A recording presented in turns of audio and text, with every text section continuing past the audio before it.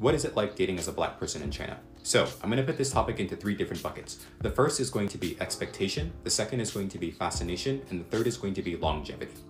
First, expectation.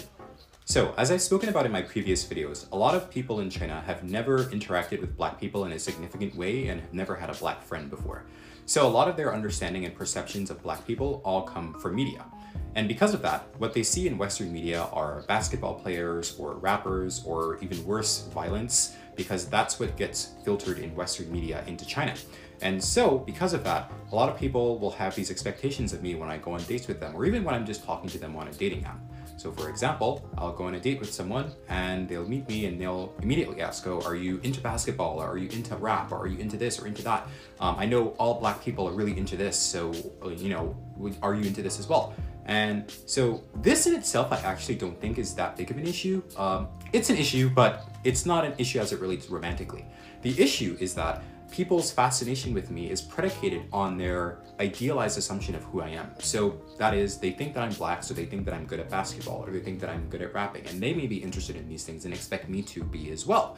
But when I tell them that I'm not, their fascination for me goes from here, and it kind of wanes and wanes and wanes the more they found out that I don't fit into their traditional mold of what they think a Black person should be like. So sometimes it's a little bit difficult to just be myself, because I know that when I go on a date with someone that they have all these preconceived ideas of who I am in their mind, and that they're in many ways looking for me to kind of meet them at that expectation. The second is fascination, and I think that this is one of the more tiring ones. So that's to say that a lot of people will make my Blackness the focal point of an interaction or a date. So that's to say that I'll meet someone and they'll just immediately say, oh, you're Black, you're Black, you're Black, you must like this, you must like Black, or like all Black people like these types of things, or all Black people like those types of things, or all Black people are like this. And it can get really draining when me being Black becomes the cornerstone and the focal point of every single interaction I have with people, because then I never really know, do you like me because I'm Black and that's the only reason that you like me? Or do you actually like me because of who I am? Because of my personality? Because of the things that I like to do?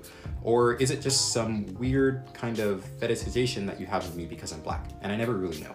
The third is that a lot of people here, at least in my experience, have not really been interested in long-term relationships with people who are not Chinese. In fact, it's usually more of a fascination that turns into sort of fetishization, and they kind of may want to be with you for a short amount of time, see what it's like to be with a Black person, and then kind of they get their fill and they move on. So for people like me who really value long-term relationships and long-term connection, it can be pretty difficult.